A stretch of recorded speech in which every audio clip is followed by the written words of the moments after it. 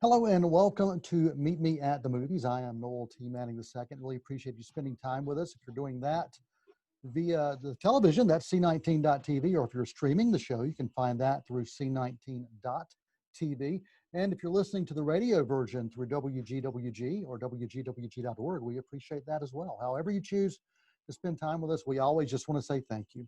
And I want to say thank you to a couple of guests that I've got with me today. I've been talking a little bit about this documentary called Rebuilding Paradise.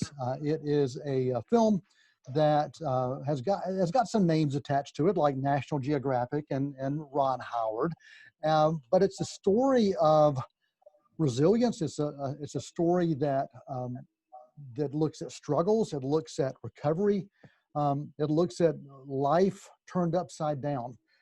Well, I am thankful to have Michelle and Woody with us today, and I'm going to let you guys introduce yourselves and your connection to this film that's called Rebuilding Paradise. And Michelle, we'll start with you. Okay, I am Michelle John, and I was the school superintendent during the fire, and before the fire, 30-year resident of Paradise. My husband and I raised our family and our kids there, very active members of the community, and love the town with all my heart. Michelle, thank you so much. And Woody, let's hear a little bit about you and your connection to Rebuilding Paradise. You know, hi, Michelle. Hi, Woody. I came to Paradise in 1981, and from the San Francisco Bay Area. You know, when I got here, I was at the end of the run of a lot of bad choices in life. It says in the film I was a town drunk. That's true. Anyway, I reinvented myself here. I met my wife in this town, you know, and we adopted our granddaughter and raised her from 14 months till she's 32 now. And, you know, yeah, I put my life back together. I went from being a homeless drunk to at one point being the mayor of this town. And, you know, I'm just involved in the community. I love the community I live in. This is my home, and I'm glad to be back at home. Just glad to be back here. Yeah. Well, this documentary captures the story of Paradise, and in the midst of a devastation, and that devastation was this wildfire that cost life, it cost property, it cost dreams, it cost quite a bit. Take us back to the town of Paradise before, and what would you like for viewers to know about what this town was, and maybe what it still is in certain ways? Michelle, I'll start with you on this. Well, I would tell Ron it truly was Mayberry, and for my kids growing up, it was. I mean, we had our issues, very high poverty. You know, we have high mental health issues up there also, but it is a very, very close community. You don't miss Johnny Appleseed days. You don't miss Gold Nugget days. You all come out for anything that happens in the town. And if somebody calls you, you're there for them. So it was small town America. And it was a fabulous place to raise your kids. And Woody, this was a choice for you to be there, to stay there, and to raise a family there as well, correct? Yeah.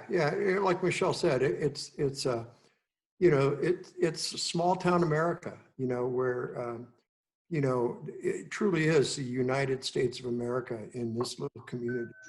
This was a great place for a lot of people. It was a bedroom community where this is where you wanted to move to if you came out of the cities, because the schools were safe.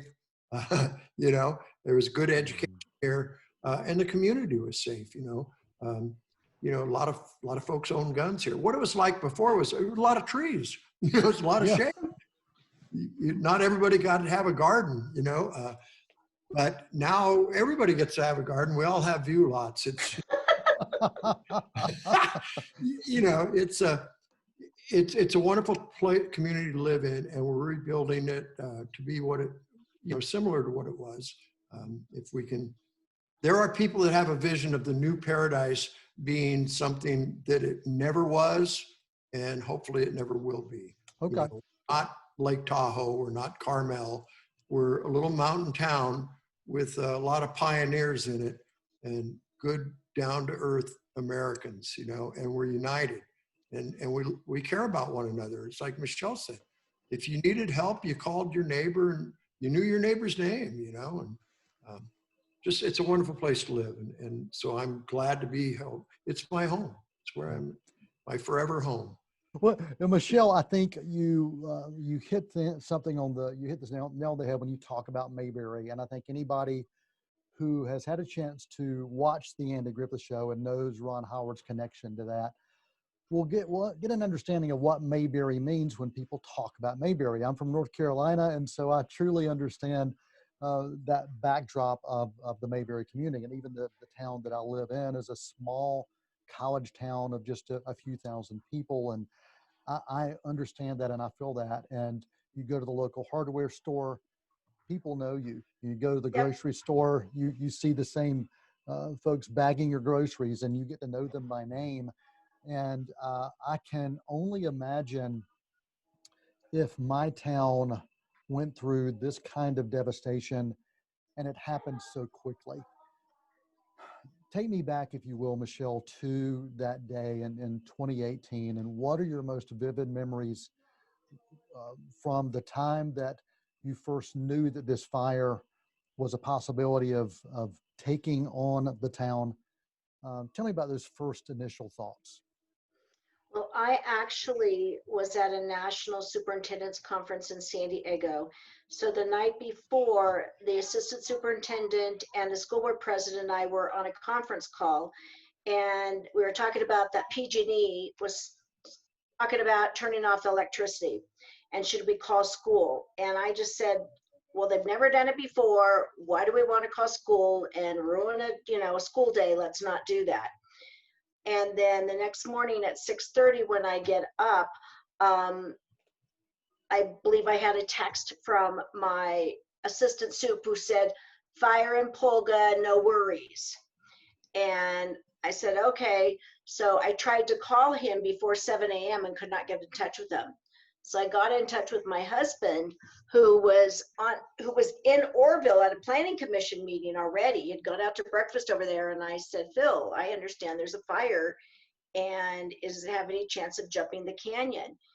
And Phil goes, I don't think so. And I said, could you turn around and look? So he's clear in Orville, which is 20 miles away, turned around and looked at the canyon in Paradise and said, I'm going home. Wow. And I said, okay, I'm coming home too.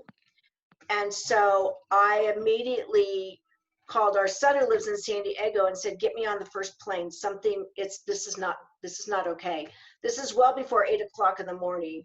Then I was able to call the fire chief, because luckily I had his direct number, and said, David, what do I need to call school? What's going on?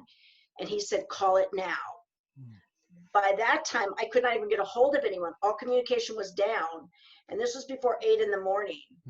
So I got a hold of my husband and I said, dear God, Phil, what's going on? And this was like a half hour after. And he said, I'm driving by Ridgeview. It's on fire, which was one of our schools, both sides. I'm going to get your mother, who lost everything. My mother lost everything. And I said, what about our dog? I said, what about Pippin? And so he, everyone's in panic. He goes, you want me to get your mother or you want me to get the dog? And I kind of stopped for a minute. No, just kidding. And I said, okay. And so then we had security cameras on the house, and I watched my neighbor kick the door in and get the dog as the fire's everywhere. So I'm starting to panic, and there was a firefighter on the plane, and he said, turn off those cameras now. He knew how bad it was. I was back up in Sacramento by 9 o'clock in the morning, and I was at the fairgrounds before any one of our buses came down. I was in Chico. I just went very quickly before 11 o'clock, and it was black. You could tell it was like nothing we'd ever seen before. So when the buses started rolling down and the bus drivers saw me, they just burst into tears, every one of them. And I thought, oh dear God, I still hadn't talked to anybody. So the day went like that, and then we all started moving kids that started coming down on the buses over to a church. And I think our last child was picked up by a grandparent out of the Central Valley, 5 hours away, because we couldn't find parents, about 2 in the morning. And then we just went into triage because teachers had texted the husband saying goodbye because their schools were on fire. They didn't know if they could get out. Buses were on fire. Pictures were hitting the news of stuff we hadn't seen. I watched my office burn down on the news. And so you just go into survival mode. Find those kids, find those parents, find those teachers. We have to make sure people are okay. And that was the first probably 15 hours. Wow.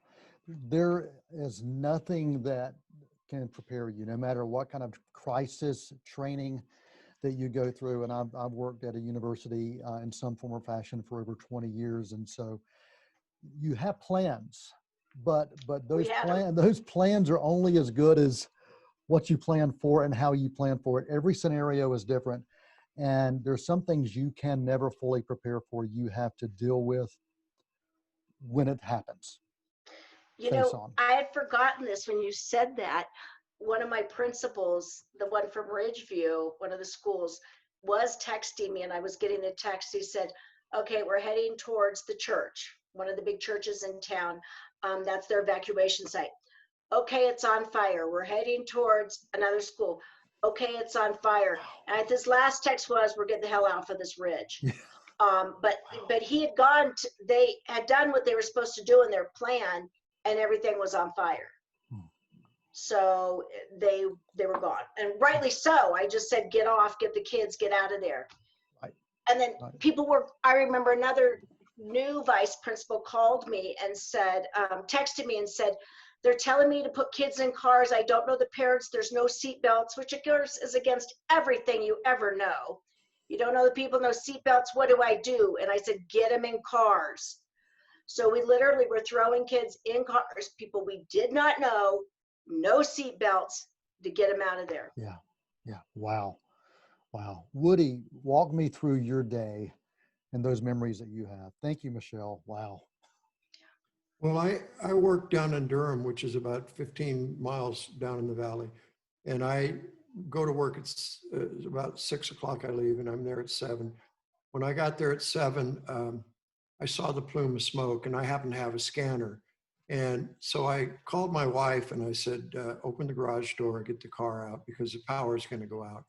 At about 7:12 or 7:15 on the scanner, the word came that there was they were at the hospital.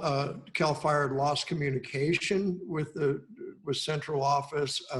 There was a call came in for a medical emergency at Burkett's Automotive. The response was, we're not responding to any medical emergencies. There was a spot fire on Billy Road. They said, we're not responding to any spot fires. So I told my wife, I'll meet you at the Kmart parking lot. Parking lots, there's nothing to burn there, supposedly. And I was able to get back into town before they started contraflows. I came back into town at about 7:30 in the morning. All of the roads going out of town, regular 2 lanes headed downhill, all of them, all of the laterals going to our main arterials, they were all gridlocked already. I met my wife. We helped get a neighbor's car started. We tried to gather our pets. We didn't have time to take anything but what we had on. And we left our house at about, there was fire in the neighbor's yard. We left our house at maybe 8:30 in the morning and drove through flames. And we're on the road in gridlock for over 5 hours before we got to a safe area. And it was just terrible, the telephone poles falling in the road, cars running out of gas, blocking cars behind them, school buses on fire on the side of the road. It was everywhere. Everybody that I know, I had my daughter in the car, and she's got some disabilities. She's 32 years old, and she weighed over 300 pounds. And I had in the back of my truck, I had 3 bottles of water in an ice chest. And as we sat gridlocked on Neal Road, There was fire coming at this point from both sides. The winds were horrendous. The flames were blowing horizontally. And there was fire coming from both sides. And I had picked up a hitchhiker, a kid on Skyway, and he was in the back of my truck, and he got out in a panic and started running. He says, "I can feel the heat." And I sat there thinking, what am I going to do? You know, there were nurses talking about that rode out with police officers, and as the fire engulfed them, their car thought about taking his gun and shooting themselves. There were people, you know, we all dealt with that. We all thought we were going to die. There is nothing We that did. yeah, We yeah, did. yeah. And that's a good thing. Yeah. But, you know, yeah, my wife called her son to say goodbye. I mean, and the thing I'd inject here is for anybody that sees the movie, anybody that's out there, if you live in any area, there's earthquake, fire, flood, whatever, the lesson that I want to share with everybody is Ron's message about the film was, you know, be engaged in your communities. Make sure your gas tank is full. Always. You never know when you're going to be stuck in gridlock trying to escape a natural disaster. And if you run out of gas, it may affect the person behind you. They may not be able to get out. So, you know, it's a simple thing like that. You know, have a go bag ready, you know, like the Fire Safe Council. Michelle's husband is just a wonderful advocate for our Fire Safe Council and safety and stuff. And there's simple things that you can do. Know what the evacuation. What happens when where you're supposed to go is on fire? Where's plan B? Where's, you know, so you got to do what you got to do to stay alive. It was a horrendous day. Yeah. Everybody that had to evacuate that day has been changed. Our lives are different.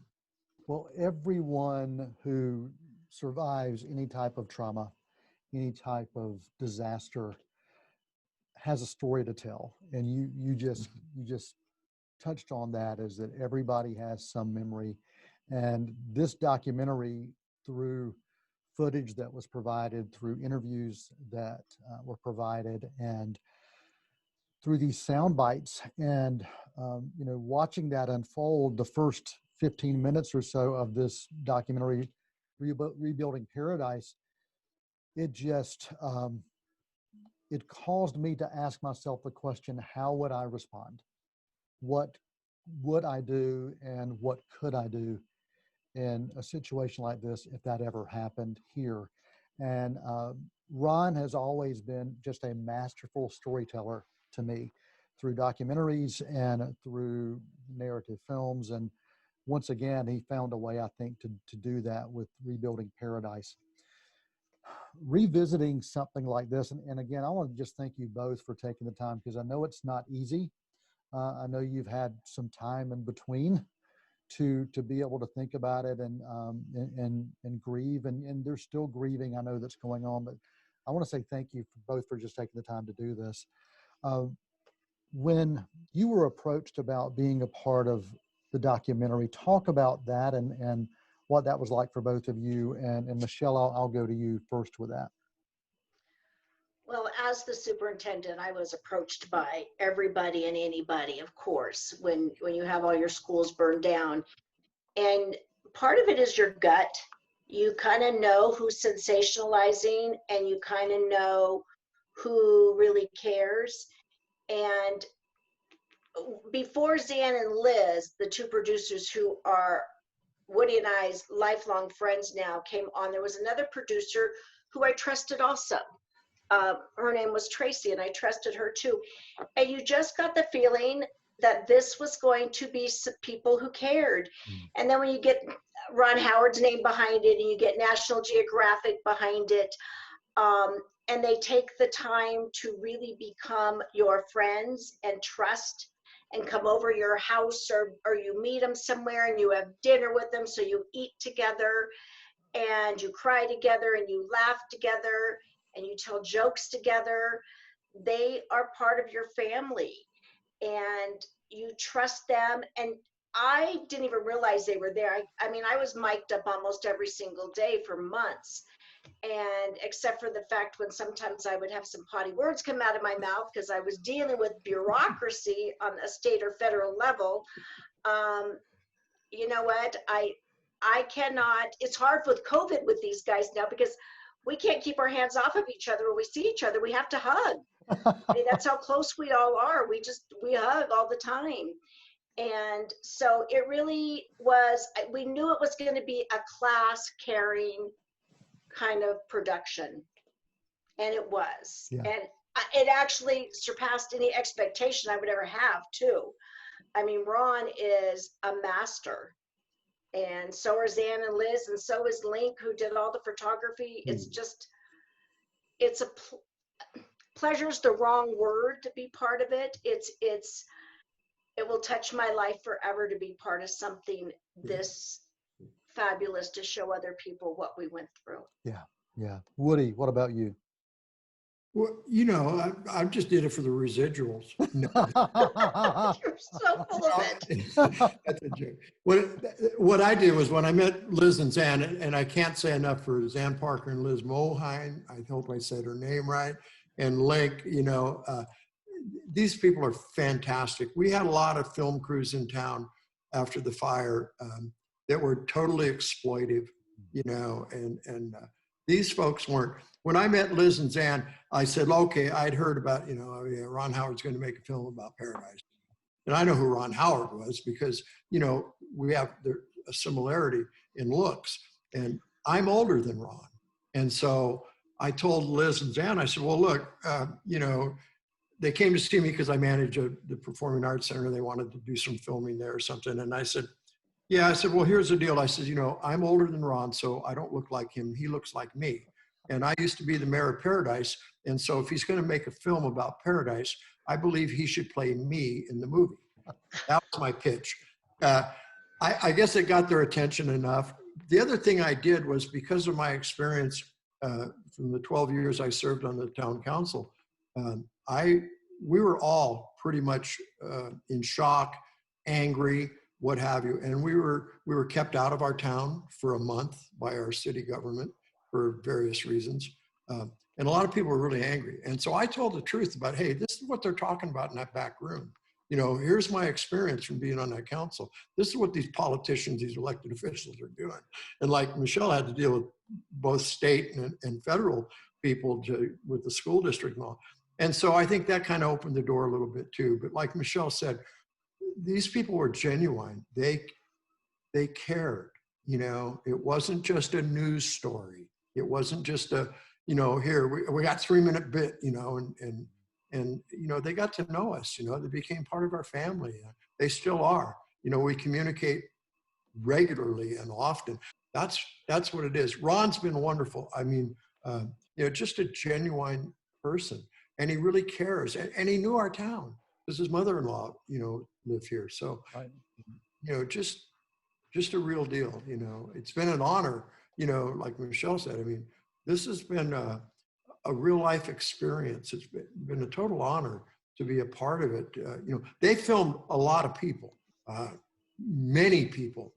They spent hours. I mean, they had hundreds of hours. And by the way, that first opening shot with Shows of Fire, although it seemed like 15 minutes or so to you, it's only like between 7 and 10 minutes. And that's what it was like that day escaping this thing. And what it's been like afterwards in trying to rebuild.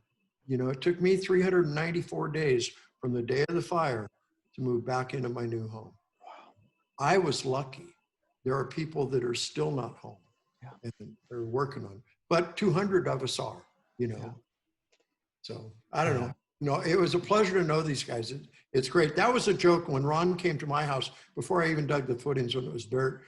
And we looked at, you know, we took some pictures and we shook hands and we talked. And he asked me some very important questions. He's a wonderful guy. And when he left, I said, he said to me, he says, you know, he says, the only difference between me and people that I look alike. And I said, what's that, Ron? He says, it's the residuals.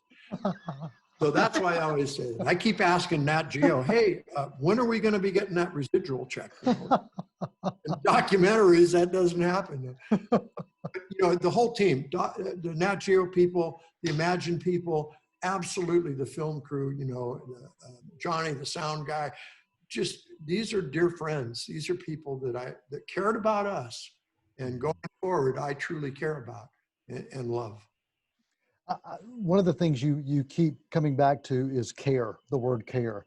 And it is very obvious to me as someone from the outside looking in, as I watched this, I really felt that there was care in putting this story together and presenting what happened and telling your stories.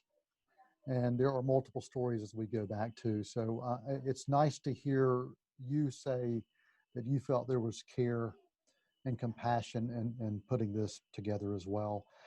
Michelle, for you, what was the most difficult thing about revisiting the story, and what has been the greatest benefit for you about revisiting the story? So they're two sides of the same coin. Well, of course, the most difficult thing is when my husband unexpectedly died. That's the most difficult part for me, and will always be. The benefit, and when I revisit it, is once again that word care, that word love. I mean, it's obviously that we all care. The entire town came out for his memorial, people that were left. Woody put it together at the Performing Arts Center. I will never, ever forget anything like that. That will always be just something I treasure, is the care and love that was there for me during that difficult time. And so, and it was never a question of putting our town back together. It's something we have to do. I mean, that's who we are. That's what we're called to do. We're going to put our town back together. I mean, bought that piece of property now. That's what we do. Yep. Yep. Thanks, Michelle. Appreciate that. And Woody, what about you? The greatest challenge about revisiting, and then the greatest benefit for you now that you're on this side of it and being able to share it with so many others? You know, I was fortunate because I had connections from my experience on the council previously, and I was able to get into town with our editor of our local newspaper 3 days after the fire. And we were able to, because we were kept out of town for over a month, and people didn't know if their home burned. They didn't know anything. People abandoned cars on the street.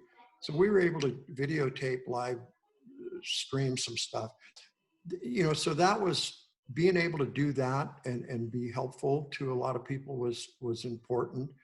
You know, what a lot of people don't realize is, like with Phil, a lot of people died after them, not from the fire, but from the fire, but not in the fire, after the fact. The Dresser family, a number of people from heartbreak, from smoking, I mean, other things, you know.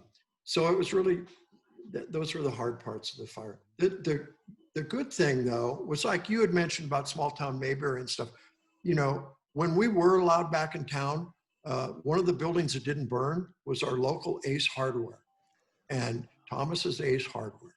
And man, when we showed up there, you know, it was like old home week. I mean, it was like, you know, there's only a few hundred of us that were in town at the time. There's only a couple of thousand buildings, homes that didn't burn. And not all of those people came back, but great, man. It's the same thing when I go to the store, my local grocery store I've been shopping in for 30 years. It's still here. And the clerks are still there. The post office, the same mail person is still there. And that's the beauty of this community, you know, the small town, you know, where everybody knows your name. Yeah. It's just been great, you know. Yeah. Ron telling the story for people to see, you know, it's about, you know, if where you're at's home and you love where you're at, be involved. Be involved.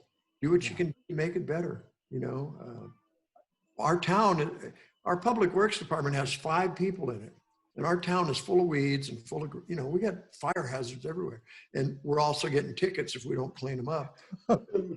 I went and bought a weed eater, and because the road that the town owns has a bunch of weeds, and it makes it hard when I try to turn onto that road, but they don't have time to come and do it. So I went and cut down the weeds for the town, you know, And that's what we do around here. People were here at my home earlier asking me, who do you know that cleans up lots? I've got a lot, I need to get it cleaned up. And that's what we do, you know, just like, you know, when people were trying to put kids in cars during the fire, nobody was saying, no, I don't know them. It was everybody helping everybody, you know.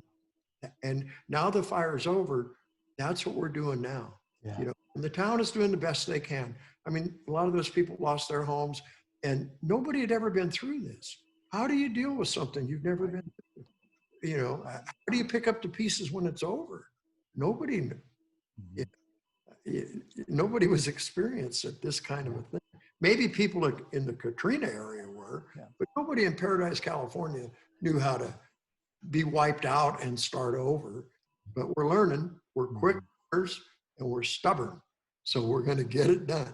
You know, Michelle said it in an earlier interview, and I think it was something Phil said, either said in the movie or Phil, you know, she shared that he had shared with her. And that's like, you just go on. You just pick up the pieces and you go on, you know, and that's what we're doing, right, Michelle? That's what we're doing. That's it, you know.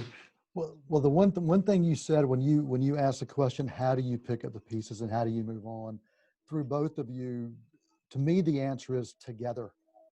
That's how you do it. You do it together. Right. And I am, you know, I get emotional when I see a community come together because they care about one another. And that is so incredibly obvious. And talking with both of you, it's also so incredibly obvious when you get a chance to watch this documentary. So I just want to thank you for being models for the rest of us out there on how we can do it. How can we pick the pieces? We can do it by being together. So thank you both for that. Thank you. Any final thoughts or final comments, Michelle or Woody, you want to share that maybe I didn't get a chance to touch on with the National Geographic film, Rebuilding Paradise? I just appreciate everything they've done for all of us. I can't thank them enough. I think bringing the public's awareness to a town that really was prepared, and that knowing that it could be you. It could be you. You don't think it could be, and I think that's came out of the film too. It could be. Yeah.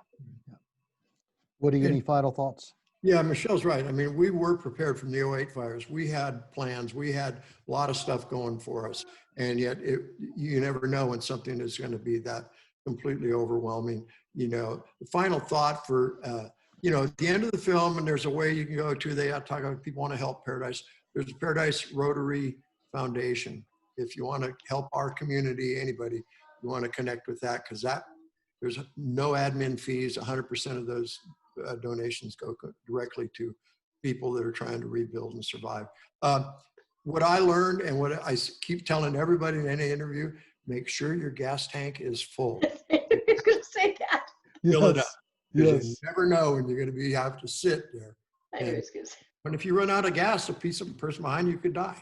Yeah. So Yeah. fill up your tank. Yeah. Woody, Michelle, thank you both for spending time with us right here on Meet Me at the Movies. The film is Rebuilding Paradise through National Geographic Documentaries. Thank you both. Really appreciate your time and Thanks, appreciate what you're doing. And again, I really appreciate you taking the time today.